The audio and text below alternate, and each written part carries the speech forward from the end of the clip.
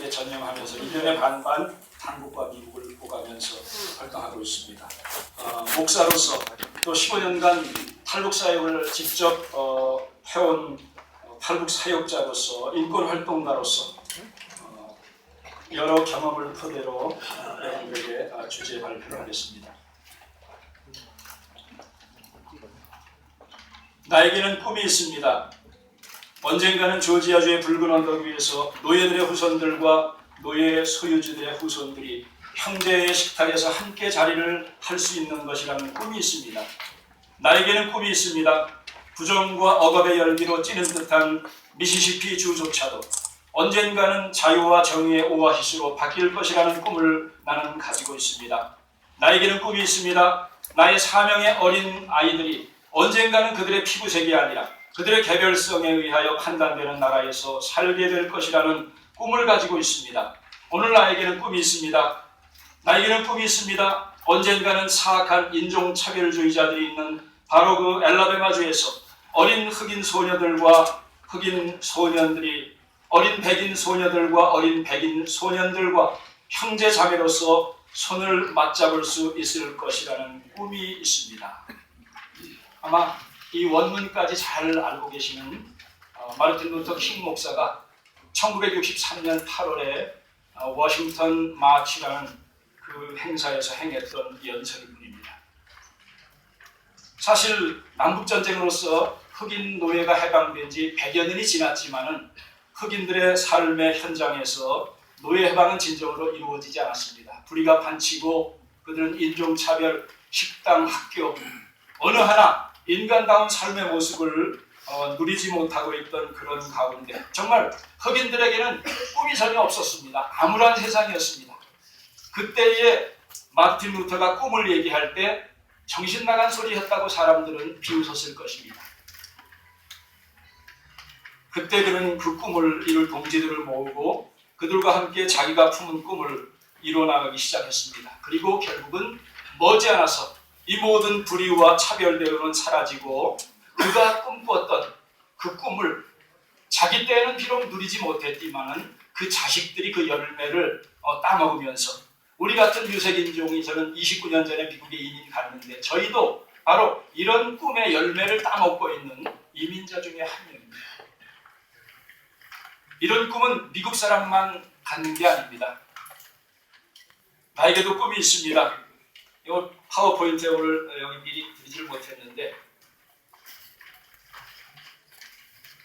지구에 보이고 한국을 중심으로 해서 앞으로 동북아 시대가 어떻게 진행될 것인가 제가 나름대로 제 꿈을 구글 얼스에다가 도표로 화살표 3개로 표시를 했습니다. 하나는 러시아 쪽으로 해서 관통하는 트랜스 사이베리안 레일로드 사이베리아 레일로드가 관통돼서 한국에서 심지어는 저 일본 북해도부터 연결돼 갖고 동북아가 유럽까지 관통돼서 저 끝 땅인 스페인까지 갈 수 있는 꿈이 머지않아 열릴 것입니다. 박근혜 대통령도 얼마 전에 러시아에 가서 바로 이 꿈을 얘기했고 차근차근 지금 진행되고 있습니다. 두 번째 루트는 중국의 북쪽을 중간 쪽을 지나면서 이제 북해를 통해서 또 유럽으로 가는 루트, 또 하나는 중국의 남쪽으로 지나서 유럽으로 가는 3개의 루트를 보면서 저는 미래에 우리가 가야 될 길, 그리고 우리 젊은 애들이 지금은 삥삥삥 돌아서 배낭여행을 가지만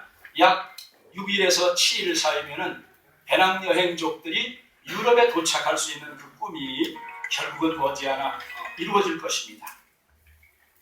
미래에 이런 속보가 날아들 것입니다.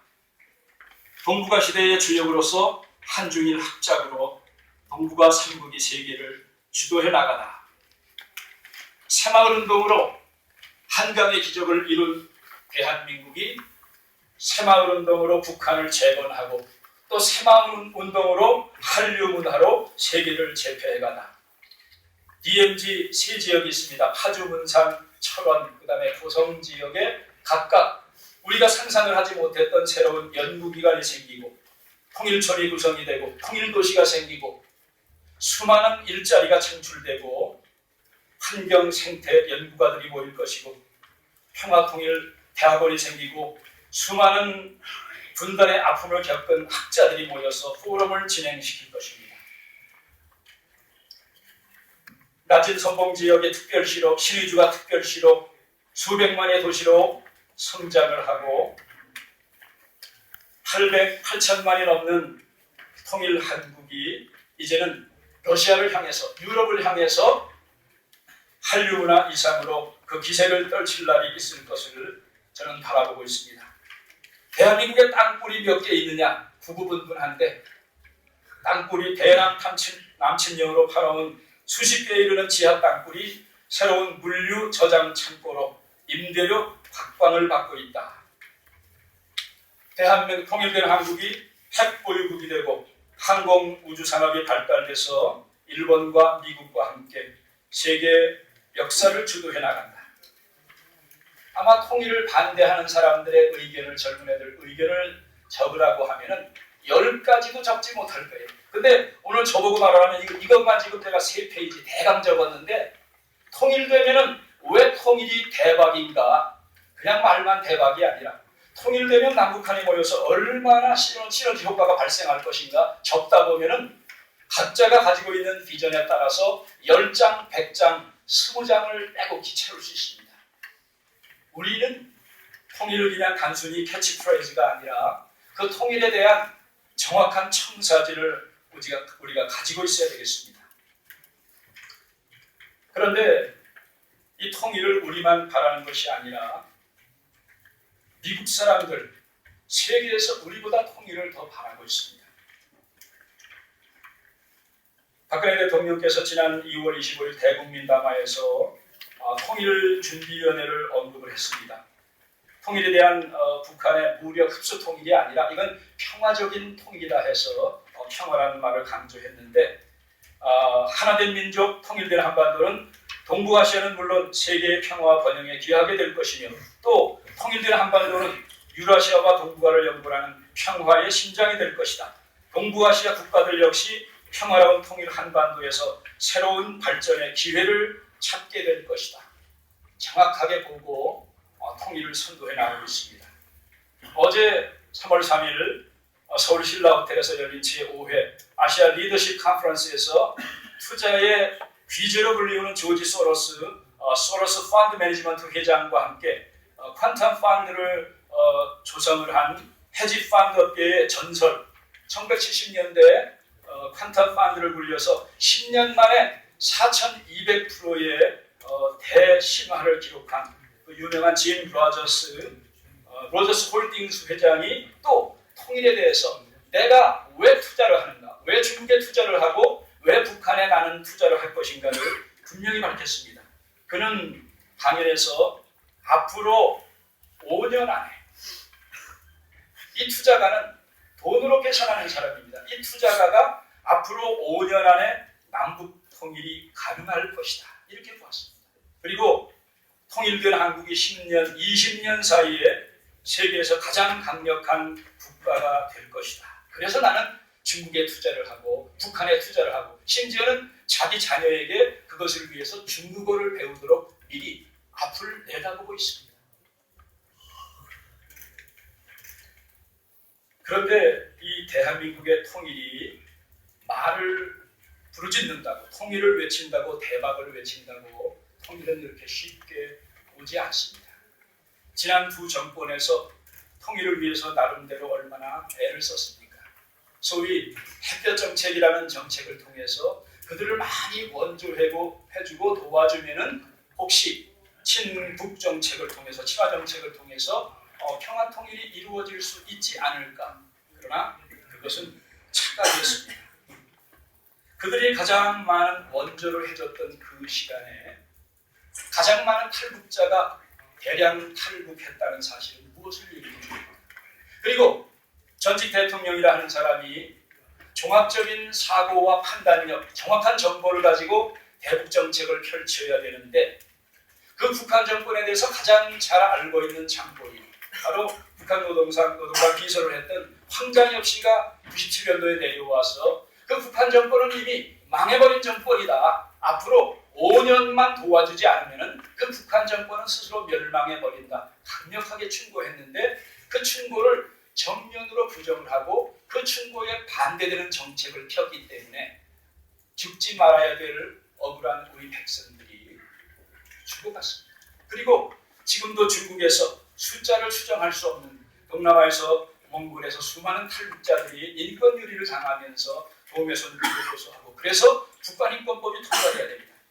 저는 이 숫자로 하나하나 다 말씀드릴 수 없지만 4개 대통령 때에 대북 정책에 의해서 통일에 얼마나 많이 원조를 해줬는가를 보면서 아니 이렇게 많이 원조를 해줬는데 왜 그 정책에 대해서 신뢰 하나 쌓지 못하고 사실 우리는 북한 없이도 잘 살아갈 수 있습니다. 우리 동족이기 때문에 관심을 갖는 것이지 통일 안 돼도 대한민국 잘 살아갈 수 있습니다. 그런데 그렇게 많은 돈을 붓고 수많은 회담을 하고 했는데 우리에게 돌아온 것은 결국 뭐였습니까? 우리에게 돌아온 것은 연평도 폭격, 그 다음에 천안함 사태, 그리고 심지어는 핵무기와 미사일 개발로 우리 남한만 위협할 것이 아니라 동북아 전체를 위협하고 세계 평화를 깨뜨리는 선군 정치의 기반을 닦는 돕는 역할밖에 하지를 못했습니다. 그래서 지금도 우리가 통일 정책 하면은 세계 정상들을 만나고 어마어마한 일들을 이뤄야 우리가 통일을 이룰 수 있다고 생각하지만 저는 보통 사람들이 잘 보지 못하는 면으로 하나 말씀드리고자 합니다. 사실 이 천문학적인 숫자에 비교해서 숫자적으로는 그렇게 크게 기여를 하지 못하지만 여러 기관에서 조사한 남한에 정착한 26,111명, 작년 11월까지 약 26,000명이 조금 넘습니다. 그 탈북자들 가운데 자기네 가족들에게 대북 송금을 하는 사람들의 퍼센티지를 조사했더니 약 50% 이상이 북한 자기 가족들에게 대북 송금을 하고 있습니다. 이 돈뿐만이 아니라 중국에서 미국에서 사실은 우리가 천문학적인 숫자의 돈을 국가적으로 도와줬는데 그것이 국민들을 살리는 일은 되지 못하고 정권을 유지시켰고 결국은 무기를 만들게 했고 우리를 공격하는 곳으로 왔지만은 탈북자들이 남한에 와서 자기네 허리띠를 졸라매면서 그 어려운 가운데 대북 송금을 한 것은 북한 백성들을 먹여 살리는 가장 중요한 리소스가 됐습니다. 그리고 앞으로 우리가 통일의 문제를 풀어가는 데 있어서 국가적인 정책도 중요하지만 남한에 있는 26,000명, 이제 곧 3만 명의 시대가 오는데 3만 명의 이 통일의 일꾼들, 많은 사람들이 지금도 탈북자 하면 저도 사실 여기 앉아 계신 탈북자들에게 죄송하지만 탈북 사역을 하다 보면요, 어떻게 이렇게 도움을 줬는데 배반할 때는 저런 식으로 배반을 하고 돌아갈까 낙심되고 화가 나고 분노가 생길 때도 많았습니다. 그러나 아니 오죽하면 탈북자가 적을까? 이제 세월이 오래 흐르다 보니까 탈북자를 깊이 이해하게 됐습니다. 아마 이 자리에 탈북자를 돕는다 하면은 대단한 정책을 펼쳐서 탈북자들의 달달이 받는 돈이나 정착금을 많이 주게 하려는 그런 좋은 세미나인가 생각을 하면 그건 착각입니다. 저는 그런 차원이 아니라 돕는 것은 나라님도 살릴 수 없다고 그랬습니다. 아무리 정책을 잘 펼치고 탈북자들에게 많은 혜택을 준다 해도 탈북자 본인들이 오늘 이 땅에 온 목적이 뭔가, 모두 인권운동가 될 수 없습니다. 모두 목사 될 수 없지만 그러나 그 천신만고 목숨을 걸고 남한 땅에 와서 어려운 가운데 자기 동족들에게 대북 송금을 하면서 이때에 살아가는 과연 그 삶의 의미가 무엇일까? 저는 여기에 오늘 초점을 맞추고 나머지는 전문가들이 계시니까 그 전문 분야에 대해서는 바톤을 넘기겠습니다. 그 면에 있어서 우리 대한민국의 대북 정책을 펼치는 분들이나 아니면 통일 정책 아니면 탈북자를 돕는 사역을 하시는 분들이 이 면을 좀 집중적으로 잘 살펴봤으면 좋을 것 같아요. 비록 액수는 작지만 과연 탈북자들이 할 역할은 무엇인가? 미국에서 한 민간인이 FBI, CIA에서도 하지 못하는 일들을 해냈습니다. 구글 얼스를 통해서 매일매일의 사진을 캡처링을 4년, 5년 해놨는데 우연히 전력 공급의 동향과 그 다음에 암 시장이 얼마나 증가되는가를 우연히 민간인이 알게 됐어요. 그래서 FBI에서 이거 우리 국가적인 자료로 쓸래니까 좀 달라 해서 줬고 우리 노스코리아 프리덤 콜리션 자유연합에 와서도 최초로 공개를 한 적이 있습니다. 그때 보니까 아니 10년 넘게 배급이 끊겨서 다 죽는 줄 알았는데 암시장이 블랙마켓이 하나 둘 생겨서 나중에는 약 300개 정도 인공위성을 통해서 캡처를 하니까 요거는 한 50여 명이 모인다. 이거는 200여 명, 이거는 한 300여 명. 그 규모까지 짐작할 수 있는 블랙마켓이 북한 주민들을 먹여 살렸는데 우리나라 햇볕 정책을 통해서 북한 정책 주민들을 먹여 살린 게 아니라 바로 탈북자들이 자기 가족들에게 보내준 그 돈이 쌈짓돈이 돼서 블랙마켓을 형성했고 나라에서 10년 넘게 먹여 살리지 못하는 북한 동포들을 먹여 살렸다 하면은 앞으로 대북 정책, 그다음에 통일 정책을, 그다음에 탈북자 정책, 북한 선교를 어떻게 펼쳐 나가야 될까? 우리가 해결의 실마리를 찾을 수 있다고 생각합니다. 그래서 저는 이런 중요한 역할을 감당하고 있는 26,000명이라는 탈북자들이 물론 이제 여러 전문가들을 통해서 정책적으로 자리만 차지하는 사람들이 탁상공로로 정책을 펴는 게 아니라 이렇게 시민사회 전문가들이나 NGO, 탈북자 여러 분야의 사람들이 모여서 과거의 햇볕 정책과 같은 그런 우매한 어리석은 정책을 펼치지 말고 그 모든 의견을 수렴해서 앞으로 대량 탈북 사태가 발생할 때 그들을 좀 더 잘 성공적으로 정착할 수 있는 정책적인 차원의 정착적인 차원의 정책은 합심해서 우리가 더 펼쳐나갈 수 있습니다. 그러나 저는 세 가지 분야에서 말씀을 드리겠습니다. 하나는 정책적인 차원입니다.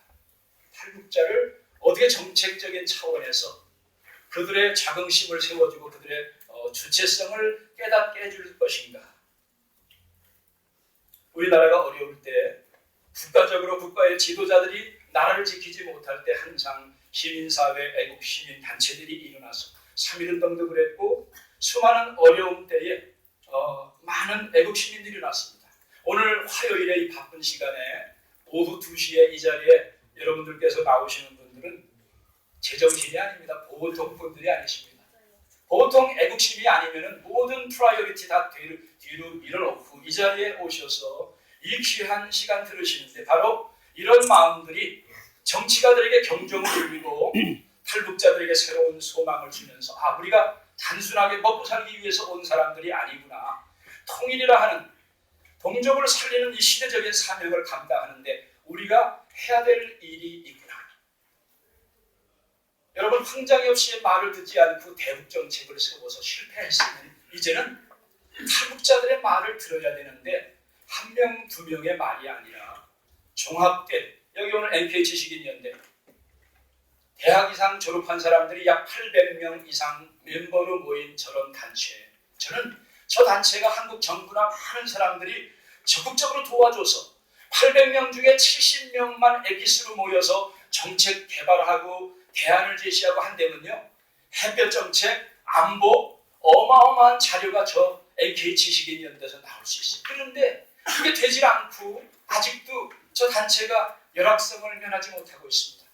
여러분들 이번 기회에 우리 NK지식인연대 저런 단체들이 많지는 않습니다. 우리 탈북자 단체 중에 우리가 앞으로 관심을 갖고 키워가야 될 단체들이 많이 있는데 저런 단체들이 세워놔서 엉뚱한 소리하는 우리나라 정치인들 중에 함량 미달인 정치인들이 얼마나 많습니까? 심지어는 북한인권법을 발의했다고 하는 5분의 얘기를 들어봤는데 저래서 북한인권법이 발의 안 되는구나를 제가 깨달았습니다.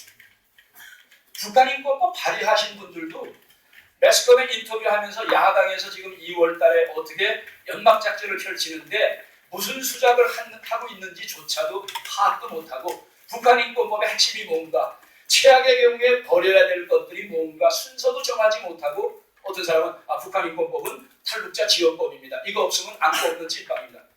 우리는 북한인권법 통과시키고 2번 재연장시켰지만은 돈 한 푼 없이 정부 지원 한 푼 없이 했습니다. 인원도 많이 안 했어요. 3, 40명이 모여서 뜨겁게 마음을 움직이니까 여야 의원들의 마음에 불이 타서 자기네가 뛰고 북한인권법 통과시켰습니다.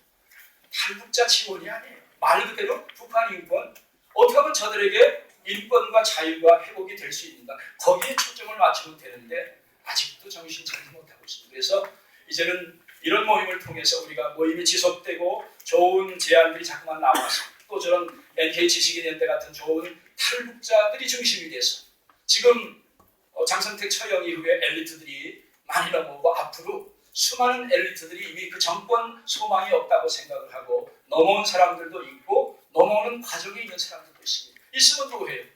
정치가들이 정략적으로 서로 싸우고 황장엽 씨 결국은 우라병으로 저는 돌아가셨다고 봅니다. 그 노구의 처자식들 다 버리고 넘어와서 무슨 영광이 있어서 넘어오겠어요. 뭔가 하려고 했는데 입 막아버리고 발 막아버리고 다 막아버려갖고 결국은 그래서 제가 황 선생님 차라리 미국에 망명하실 거겠습니다. 그러니까 그걸 이 황장엽을 모욕하는 말입니다. 그러시더라고요. 와서 역할 보따리 10%도 풀지도 못했어요. 지금 아마 속이 부글부글 끓는 탈북자 리더들 많을 거예요.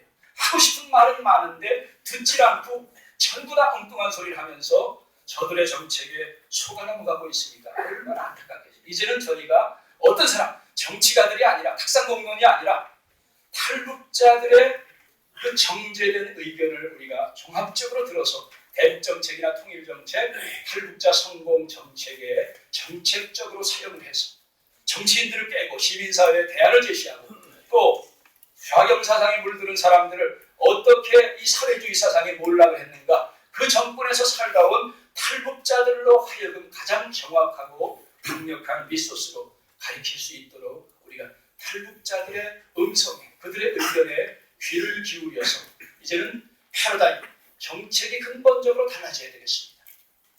또 하나는 오늘 이제 두 분께서 통일안보 다루시면 저는 잠깐만 안보 분야에서 잠깐만 언급하겠습니다. 요번에 인적 정보와 물적 정보가 벌써 김대중 정권 때 제로로 끝나버렸습니다. 저쪽에는 우리 파트너가 어떤 성향이고 부조리가 뭔가까지 다 알고 대책 세우고 나오는데 우리는 우리의 파트너가 누군지조차도 전략이 뭔지도 모르고 있어요. 그러니까 이번에 황장엽 씨 탈북 과정에 어떤 일들이 벌어지고 앞으로 어떤 상상치 못했던 일들이 발생할 것인가. 저 같은 경우는 여기 앉아 계신 우리 김은경 대표를 통해서 김정일 죽은 것도 4시간 전에 미국에서 보고를 미리 받았어요. 나중에 FBI가 어떻게 그것을 니네가 미리 알았느냐, 그걸 좀 써내라 해서 20페이지 나름대로 FBI에 논평도 쓴 적이 있습니다. 이럴 정도로 지금은 국정원이 종합적인 안보 그 정보를 많이 갖고 있지만은 정보면에서 탈북자들이 얼마나 빠르게 먹여살릴 뿐만이 아니라 신속한 정보를 주고받을 수 있습니다. 그래서 이제는 탈북자들이 할 일이 있습니다. 우선은 정착해서 먹고 살지만 이 중요한 때에 나라를 경륜하는 사람들에게 정확한 정보를 제공해서 북적으로 안보정책, 통일정책, 그리고 나만의 정신 빠진 엉뚱한 소리 하는 사람들에게 좌경 종북 사상을 완전히 척결할 수 있는 최전방에 설 수 있는 중요한 리소스로 탈북자들이 우리가 그런 사명을 갖고 있구나. 전부 다 그 사명을 감당할 수는 없지만 소수의 정예 군사들이 잘 훈련받고 남한에 있는 사람들과 합작을 한다면 아마 안보적인 측면에서 중요한 역할을 감당할 수 있을 것입니다. 또 하나는 통일적인 차원입니다. 어떤 탈북자들이 얘기한 걸 들었습니다. 사람들이 이제는 우리가 거지처럼 구걸해서 많은 우리가 원조를 해주면 좋겠다고 생각하는데 동아일보 주성화 기자가 좀 껴있는 얘기를 많이 하더라고요. 언젠가 발표한 거 보니까 우리가 원하는 것은 돈 몇 푼 이것이 아닙니다. 가장 중요한 것은 우리 탈북자들을 마음속으로 진정으로 좀 받아들이고 이해해 주세요. 저도 첫 해에 너무너무 실망하고 탈북자 한 명이 파괴하려고 하니까요. 우리 교회가 다 뒤집어지고 심지어는 가정까지 파괴될 뻔했어요. 우리 와이프는 탈북자 좋으면 탈북자하고 살아. 막 교회에서 저 핍박받고 아마 여기 아시는 분들 아실 거예요. 탈북자 여기 이렇게 힘드는데 저는 통일 후에 겪을 거를 미리 겪었다고 생각합니다. 여러분 이런 준비 과정이 없으면요. 통일 돼도 문제예요. 지금 이 과정을 우리가 심각하게 고민하고 준비해 가지 않으면 통일을 괜히 했다는 소리 나중에 나올 것입니다. 그래서 이제는 정책적인 차원에서 통일을 어떻게 준비할 것인가. 우리가 탈북자를 좀 더 깊이 알아야겠습니다. 저는 어떤 면에서 미국에 이민 간 사람은 100% 정신병자다. 어떤 심리학자가 그렇게 얘기하더라고요.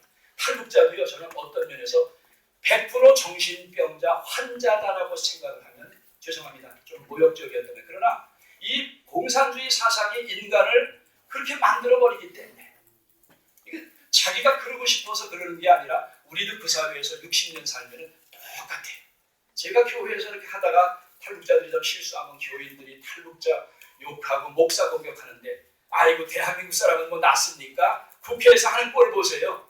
목사 도움받더니 목사 쫓아내려고 뭐 투서 쓰고 하는 거 보면 뭐 대한민국 사람은 탈북자보다 얼마나 낫다 그렇습니까? 더 밀객끼리더라. 근데 우리가 탈북자들 좀 더 깊이 알아서 통일의 일꾼으로 마음속으로 품어야 돼. 그래서 우리 NGO 리더들은 이미 오래전서부터 통일 대박 정도의 말은 벌써 오래전에 우리는 써먹은 말이고 우리는 탈북자는 미리 온 통일이라 하는 말을 씁니다. 미리 온 통일, 미리 경험하는 통일이다.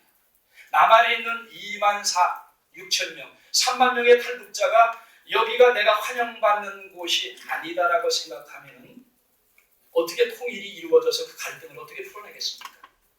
우리와 같이 사역을 하던 우리 송정환 교수님, 명지대 북한학과 석좌 교수신데 지금 이제 파키스탄 대사로 갔습니다. 우리 북한 자유권 글로벌 네트워크 공동 대표를 맡으시다가 이제 가셨는데 한 2년 끝나시면 돌아오셔서 또 이 사역을 하셔야 될 분이에요. 그분이 아주 기가 막힌 집약적인 세 가지 단어를 썼습니다. 우리가 통일을 위해서는 30이 필요하다. 30.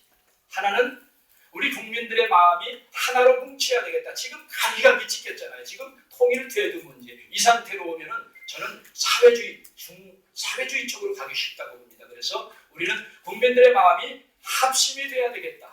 정부 위반하는 사람은요, 통일 부르치지 말고 국민들의 마음을 정말로 통일이 절실하게 필요한가 합치는 노력 많이 해야 됩니다. 합심이 필요하다. 그 다음에 두 번째는 남한에 있는 탈북자들이 차별 대우받고 2등 국민, 저 아프리카 원주민 취급받지 않게끔 여기서 환영받고 있다. 우리 동족이라 하는 마음이 들게끔 남한에 있는 탈북자들의 마음을 우리가 사로잡아야 돼. 그래야 북한에 있는 동족들이 흡수통이다 먹으려 한다가 아니라 그들의 마음을 사야 됩니다. 그래서 송정환 교수님은 그것을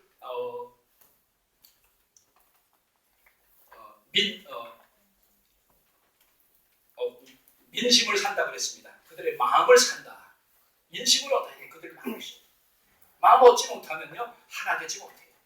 그래서 남한에 있는 미리온 통일 3만 명의 탈북자들의 마음속에 환영받는 마음, 우리가 사랑받는 마음, 동족이라 하는 마음이 들어야 돈을 보내고 전화하는 그들이 야 나만 좋다 하지 야 나만 것들 다 소용없다. 이런 얘기를 전한다면요. 지금 같은 분위기면 절대로 그들의 마음 민심을 사지 못합니다. 그래서 우리 시민사회가 탈북자들을 좀 더 넓은 사랑으로 인내로 보듬어 주시고 이 남한에 있는 탈북자들의 말이 좋은 메시지가 가도록 전하는 게요. 대북 정책보다 더 중요합니다. 그리고 마지막으로는 환심을 사야 되겠다. 지금 중국이 여기 전문가 계시지만 각도가 조금 다릅니다. 중국이 우리 박근혜 대통령을 적극적으로 환영하고 아주 화해의 분위기가 있는 것 같지만요. 중국은 음흉한 나라입니다. 허남성 국방대학원 석좌 교수께서 작년 재작년인가 외교 안보 포럼에 와서 강연을 하시는데 아주 무서운 얘기를 하는 걸 저는 기억하고 있습니다. 그때 뭐라고 했냐 하면은 조중 국경을 저희가 한 6년간 여행을 하면서 조사를 했는데 아니 조중 협약을 맺은 친화 두 나라가 어떻게 이렇게 가공할 무기를 중국 쪽에 집약시키고 있는가. 이게 바로 그들의 로드맵 중에 하나라는 사실을 우리는 깨달아야 됩니다. 그리고 요미우리 신문과 차이나 모닝인가 홍콩 신문에 1년 정도에 걸쳐 한 2주 전에 그리고 1년 반 전에 요미우리 신문에 일본 홍콩에 임명을 요구한 중국의 장성이 인터뷰를 한 것을 저는 분명히 기억합니다. 우리는 북한의 급변 사태가 발생했을 때 54분 내에 평양에 입성할 준비가 다 끝났다. 그러면 허남성 교수가 말한 얘기를 서포트해 주는 겁니다. 여러분 우리가 한일합방 지금도 매일 100년 전 얘기하는데 중국에서 그냥 들어와 갖고 먹어버리면요. 미국에서 전면전 하는 거 허락 못합니다. 우리는 앞으로 100년, 200년, 500년 동안 영원히 뺏기면은요. 이거는 통일은 물 건너가는 거예요. 물론 그게 first option은 아니지만은 중국 사람들 중에 그런 거를 옵션으로 생각하는 사람도 있다는 것을 우리는 분명히 깨달아야 됩니다. 그래서 동북공정을 30년 넘게 하고 많은 변수가 있지만은 중국이 이런 걸 생각하고 있다. 심지어는 홍콩에 인터뷰한 걸 보니까 어떻게 구체적으로 북한의 지역을 어떻게 자기네가 점령해서 다룰 것인가 지도까지 그려놓고 있더라고요. 이러면은 우리가 정신 번쩍 차려야죠. 그래서 일본하고도 정권, 이번에 박근혜 대통령이 3.1절 축사에서 잘 구분을 했더라고요. 일본 아베 정권과 일본 사람들은 우리가 구분해서 해야 된다. 대중국 관계도 마찬가지라고 생각해요. 그래서 중국도 친화적인 사람이 있지만 북한을 먹으려고 하는 사람들도 많은 지도자 중에 있다는 것을 우리가 깨닫고서 이제는 남북 통일이 중국의 해가 되고 위협이 되는 게 아니라 결국은 동북아 세 나라가 윈윈 작전으로 가야 되는데 결국은 도움이 된다. 그래서 중국 사람들을 설득해야 되려면 중국과 주변 국가들에게 환심을 얻어야 되겠다. 이 세 가지 탈북자들의 마음을 우리가 얻어야 되겠고, 그 다음에 그들을 통해서 북한 사람들의 마음을 잡아야 되겠고, 그 다음에 주변 국가들에게 환심을 살려면요, 우리가 다각도. 저는 페이스북을 하는 이유 중에 하나가 일본 사람들 일본말도 제대로 못하면서 한 100여 명에 이르는 리더들과 하는 게 제가 기독교 목사니까 기독교인 만들려는 목적인데 성경기절 되지 않아요. 저를 통해서 하나님의 향기가 전달되도록 그냥 관계를 이어갈 뿐입니다. 그리고 친한파를 만들어 그리고 역사를 가르쳐주도록 많은 노력을 제가 해요. 3.1운동 독립선언서 자기네 담벼락에 이야 이렇게 멋진 선언서가 있었다는 거 놀랐다는 거예요. 그러면서 지네 끌고 왔고 자기 일본 리더들에게 알려주더라고요. 저희의 중국 관계도 할 일들이 좀 많이 있습니다. 그래서 오늘은 탈북자 정책 단순하게 어떻게 정책을 잘 펼쳐서 많은 돈을 성공적으로 정착시켜 줄 것이 이런 단순한 1차적인 단계가 아니라 탈북자들 스스로 우리가 이런 사명을 깨달았다. 물론 가장 중요한 것은 탈북자가 열심히 성공하고 어떻게든지 내가 자립심을 길러서 남한사에 먼저